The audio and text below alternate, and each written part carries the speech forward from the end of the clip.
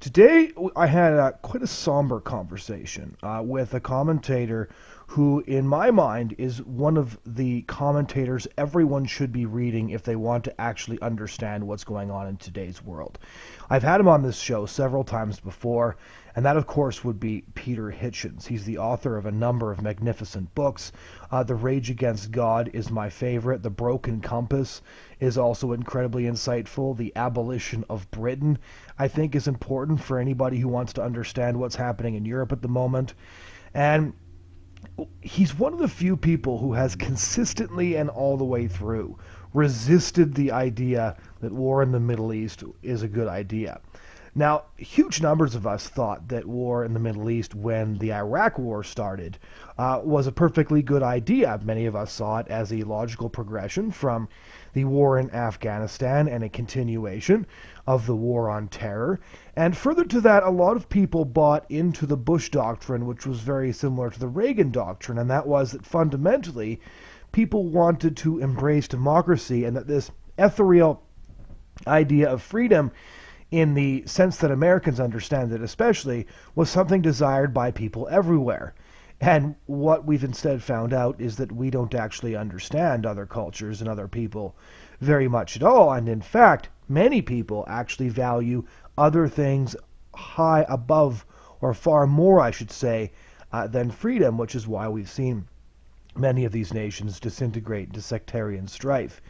And so Peter Hitchens has been warning consistently against war in Syria. And he's one of the few to be doing this. So many other people seem to think that bombing in Syria is a good idea. Very few people seem to be asking why Assad would have pulled off the attack that he did. Very few people seem to be asking why somebody who had, for all intents and purposes, actually won the civil war would then try to goad the international community with the use of chemical weapons, which I find to be very suspect, to say the least. And nobody seems to ask who is going to replace Assad and whether that replacement would be any better. So I wanted to talk to Peter Hitchens about this issue, and I wanted to frame the question around taking a look at the West's relationship with Russia, simply because I think that understanding Russia is so essential. Most of you will know that I traveled to Russia last month for a couple of weeks. I spent time with journalists there, doing interviews, trying to get a handle on the situation, just trying to understand what was actually taking place, and my essays on that are appearing weekly over at the Bridgehead. And Peter Hitchens used to be a foreign correspondent actually living in Russia, and I think that he's one of the commentators who actually understands the Russian people. You guys should all go over to where he blogs, hitchensblog.mailonsunday.co.uk. You can read his updates there, and especially his concerns about the way the West is moving at the moment. And further to that, I think that it would be a very good idea if people decided to take a step back and think about what's actually taking place. And I think Peter Hitchens does a great job of ensuring that everybody actually does that. So without further comment, here's my conversation with commentator and author Peter Hitchens. For starters, with all that's been going on lately about Russia and how toxic of a topic that has become, could you just explain to our listeners what the thesis of your essay, "The Cold War is Over," was? That Russia is not the Soviet Union, most fundamentally, and people should not mistake the one for the other. Russia is not an ideological country driven by a desire to spread a series of beliefs around the world, nor is it a global power. It has, for instance, scrapped and got rid of, because it couldn't afford it, mainly, but it has done so, the global navy, which it was building in an attempt to rival the United States on the high seas, which is always a precondition for anybody who's really interested in world power. It's also dismantled enormous armies, which used to weigh down the center of Europe, and withdrawn in Europe alone from 700,000 square miles of territory. Its gross domestic product is about the size of Italy. Its conventional armaments are 1/10 the size of NATO's. It's grotesque to imagine that it's some kind of major world power. It's a major regional power, but its main concern is to defend its own integrity against internal and external threats. and there would be no reason to believe that it was a threat to anybody else. I'd add to that, which I didn't know at the time that I wrote the piece, but have subsequently discovered, that NATO expansion right up now to Russia's borders, so that there are now NATO troops 85 miles from St. Petersburg, was the idea of the American arms manufacturing industry, which was discovered by the New York Times in the 1990s to have lobbied very heavily and very expensively the Senate to approve NATO expansion, largely because it was afraid it was going to lose business once the Cold War came to an end. And this was opposed vigorously at the time by none other than George Kennan, the father of the Cold War, the author of the famous Long Telegram, which urged the containment of the Soviet Union back right at the beginning of the Cold War, a man who couldn't conceivably be described as a Russian or Soviet dupe, and he warned very strongly against the Clintonian expansion of NATO eastwards as a dangerous thing, and also as an insult to the many people in Russia who stood for freedom and democracy and who would be undermined by it. And I think he was quite correct. When we take a look at the situation as it unfolds, as I mentioned in our first email exchange, I just spent a couple of weeks in Russia over the election doing interviews, talking to people, and just trying to find out what their perspective was. And one of the things that consistently came up is when the Soviet Union collapsed, and I had several journalists and other people I was interviewing bring this up, they wanted to know why the West didn't move in and institute a Marshall Plan that would have brought Russia to the point that everybody seems to think they should be at the moment. Where do you think the West went wrong in its relationships with Russia? Well, I think that is something which, looking back, it's very easy to say, but I think some people did say it at the time, that a Marshall Plan equivalent would have been a good idea. Principally, we went wrong in two things. At the time, the great fashions in governmental thought were basically neoconservative, and beliefs in the power of the market to cleanse and recreate, and also a ridiculous fetishization of the outward forms of democracy. So as long as you had a parliament and possibly a president and an election every so often, which appeared to be contested, you had democracy. This completely forgot the fundamental nature of the rule of law in any really serious political system, which was never developed in post-Soviet Russia or encouraged by the West. And so you needed a three or possibly four-legged stool, and we really only created one leg. When you were actually in Russia during the fall of the Soviet Union, what sort of things did you see and experience that have informed your view now? Because you're one of the few commentators who says we need to stop and we need to tone down the rhetoric and we need to have a real conversation about what happened. So what experiences did you have that led you to that perspective? Well, I had many experiences. To begin with, quite early in my time in what was then the Soviet Union, I experienced the truly savage nature of the Soviet regime, which for many months afterwards bitterly prejudiced me against Russians as such, and gave me a taste of the Russophobia, which I think is now fairly general in the West, because I was in Vilnius in Lithuania in January 1991 and witnessed an incident which very few people know about, because the first phase of the first Gulf War was taking place at the time, which is one of the reasons why Gorbachev did what he did.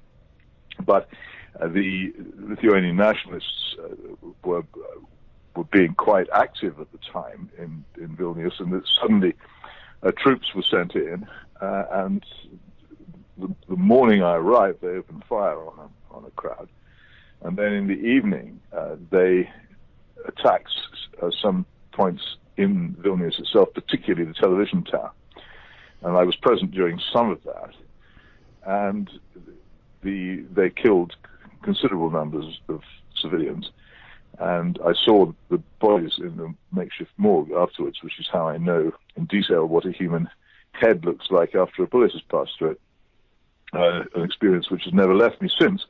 And they then gave a disgusting, lying press conference in which they pretended this action was justified and lied their heads off about what they'd done. And I was furious and thought that I was going to be arrested anyway, because I think we thought they were going to round up.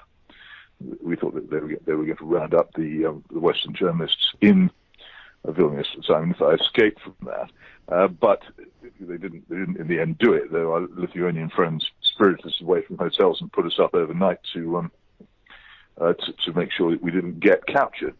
So I came back to Moscow after that in January 1991, a very bitter frame of mind against Russians. And it took me a long time to learn to distinguish between Russia and the Soviet Union. Two things helped. If I can carry on in this vein. Yes, please. I feel the BBC would never let me speak for about 1/10 this long. I'm slightly discombobulated by not being interrupted. I wondered whether you were still there.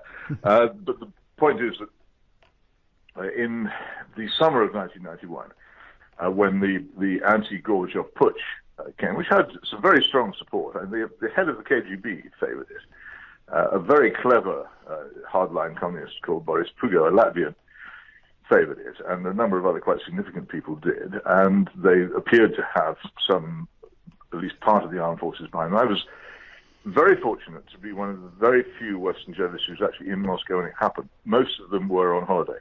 Most of them were on vacation abroad. By great good fortune, I'd actually had my vacation earlier that summer, and I was there, and the tanks actually came up my street, a rather grand street in central Moscow called Kutuzovsky Prospect, which has a lot of rather fine Stalinist apartment blocks in it, and where I lived at the time. And I thought, it's over. I thought the hardliners have come back. They're going to kill off this whole thing. We're going to go back to the deep freeze of communism. Basically, what I thought was that there was going to be a Russian Tiananmen Square. But they lost their nerve and it collapsed. And it collapsed with amazing speed. And the thing which I saw a couple of days later after it collapsed was something which I've never seen. I repeat this every time I asked about this, and I'll carry on doing it until it gets into the public consciousness. Every single trash can in central Moscow, in those days, the trash cans in central Moscow were made of some sort of grey metal, and they were urn-shaped.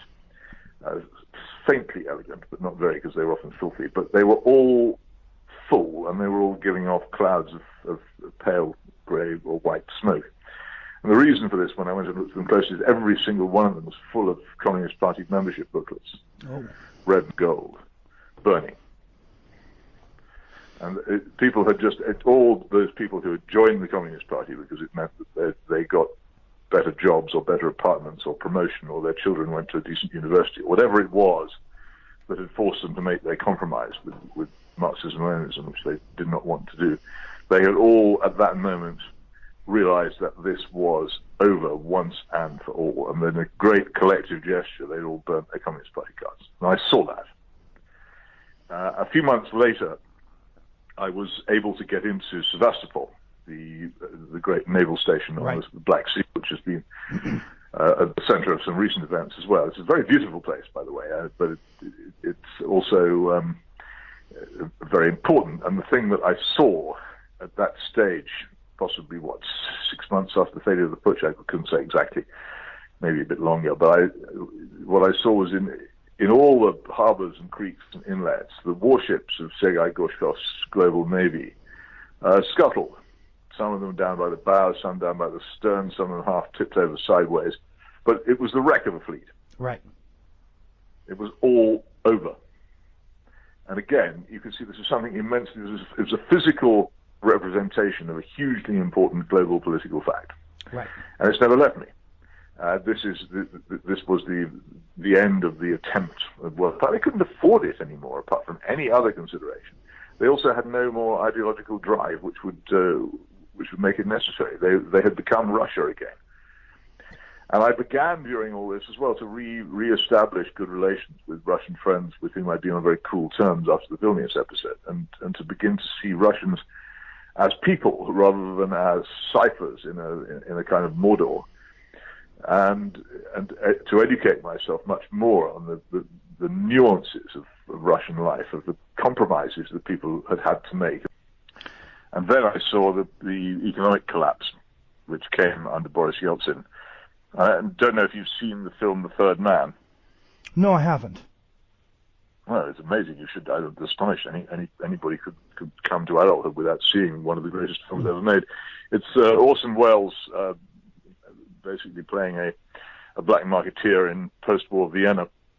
It's based on a Graham Greene story, and without going into all the details, what he's basically doing is trading in watered-down illegal penicillin and killing people horribly as a result. But But the backdrop of this is post-war Vienna after the collapse of the Third Reich, and here's this once great, elegant capital city, and there's an opening scene of middle-class people selling their possessions, shoes, furniture, clothes, knickknacks, everything they own by the roadside to try and buy bread.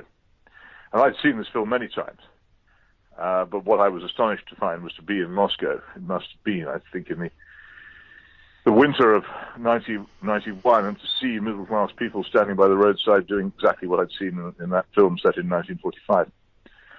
There they were, in a major civilized city, middle-class, educated people selling their possessions to live. Their savings had been wiped out, most of them lost their jobs, they had nothing to hope for at all, and I saw a collapse, a catastrophe. And many people in modern Russia have endured catastrophe, which we in the West will endure in our time. It's coming to us, but it hasn't yet, and we're very smug about it, so we don't realize what it does to you. Right. Now, what's one of the things that really started me off trying to do research on what exactly was going on inside Russia was the fact that here in Canada and the United States, otherwise very intelligent people make claims about Russia that are transparently false. So there was an essay, for example, in one of Canada's major national news magazines, and the title was "Vladimir Putin is the New Joseph Stalin." And I knew just based on, I've read several books on Putin written by his critics, and even if he's guilty of everything he's been accused of, to compare him to Joseph Stalin just seems hysterical. And I took it's nonsensical. Yeah. So where's this coming from? Nonsensical. You either don't know anything about Vladimir Putin, or you know nothing about Joseph Stalin. If you say they're not the same thing. But with this kind of hyped up rhetoric, I spoke to quite a few different journalists when I was in Moscow and St. Petersburg, and this is the sort of thing that causes them to write off the Western media entirely, and they also and reasonably so. Why should you take seriously people whose criticisms are couched in these terms? If you can't make the most basic distinctions, then everything you say really is like the clock striking 13, isn't it? Not merely this is the thing plainly incorrect in itself, but it casts doubt on everything that's gone before. It's just if somebody calls somebody who's mildly conservative a Nazi, right? They've really lost the respect of any serious person. It's not the same thing, and to mix them up is just to show that you don't know the difference and you don't really know what you're talking about. And most people don't know what they're talking about with Russia. They think it's a place where bears walk in the streets and people have a funny alphabet and wear fur hats. Right. And they have absolutely no conception of it as a country or a culture or a civilization. And so they're very ready to dismiss it. With that in mind, then, when Boris Johnson actually compared Russia to Nazi Germany, which was like, I was there for 2 days in St. Petersburg for the beginning, and there was a 22-year-old student who gave us a tour around the city, and he was weeping uncontrollably in front of a World War II memorial. So surely Boris Johnson, as an amateur historian, must have known that those sorts of terms are deliberately provocative? Well, I think Boris Johnson's knowledge is very narrow. Okay. If you want to get him about classical civilization, he's probably quite good. But I think he knows very little about modern European history. Okay, and the real question that this interview has been leading up to is why? Why is the West courting a confrontation with Russia? None of the Russians that I met with understood why. In fact, I had one very moving meeting with a journalist who actually said to me halfway through, "Do you think there will be war?" Of course, I had no idea, but I was shocked to be asked the question. Why is this taking place? Why the heightened rhetoric? It doesn't seem to make a lot of sense, and there doesn't seem to be anything in it for us. Wow, no. This is the mistake people make is they think that Russia is the main front. Okay. The main front in the war towards which the Western nations are hurtling is in the Middle East, and it lies between Saudi Arabia and Iran. And this is made even more complicated by the fact that Israel, under its current government, has decided that Iran is its most dangerous enemy. Personally, I think this is mistaken, but leave aside my own views on it. The fact is that this is so, and the Western nations have very much thrown in their lot with Saudi Arabia, a country with which they've had very close relations for many years anyway. Mm-hmm. And I wouldn't speak for the United States, but certainly the case of Britain, we're quite heavily dependent upon them for orders for aircraft and weapons which we supply to them. And I wouldn't be at all surprised if we don't owe them quite a lot of money as well. And they have been driving a policy in the Middle East. The confrontation between Iran and Saudi Arabia is the new confrontation between Russia and Germany in 1914, into which every other major power, with the probable exception of China, which has got any sense will stay out of this and pick up the pieces afterwards, could well turn into at least a semi-global war. And so you're saying Russia's sort of a big player. It scares the pants off me. It scares the pants off me, especially with so many irrational, emotional, ignorant operators in modern politics. I just can see it could very easily developing into a very serious conflict, which would impoverish the world, destroy the region, and quite possibly lead to, at the very least, a limited war in Europe and possibly an unlimited one. Final question is, how should we be responding to this Russian scenario? Despair. Despair. There is no other response. Despair. Protest about it if you like. Okay. The first casualty of war is truth, and the reason why the first casualty of war is truth is when the drum beats for war, most people follow the drum. They want to believe lies and rubbish. Okay. My only advice to you is despair. Okay. Well, we'll have to leave it there then. If you've got a better idea, I'm happy to hear it. But I look at it, I try. I sit here in my own country. I'm surrounded by a kind of invasion of the body snatchers of people who, once upon a time, would have been skeptical of attempts to drive and propagandize them into war by emotive propaganda, but now seem to welcome it. Okay. I mean, not until the rocket bombs start to arrive in Western cities will people realize how fantastically stupid they're being. Not until China becomes the supreme world power, because we've destroyed ourselves with stupid wars, will people realize how stupid we've been. I'm just beyond all patience with it. It just drives me up the wall with rage. Okay. Well, that somber warning is a good place to end. Thank you for taking this time. Ladies and gentlemen, that was a rather sobering conversation with British author and commentator Peter Hitchens. This show was brought to you by Total Rentals. I hope that you found this show enlightening. I'm not going to assume anybody enjoyed hearing those sorts of warnings, but it was important to hear, and I hope people do feel enlightened by this conversation. Again, it will be on YouTube as well as SoundCloud and iTunes, and if you want to check out any of the other shows, go to thebridgehead.ca. Thanks for joining us this week, and we hope you'll join us again next week.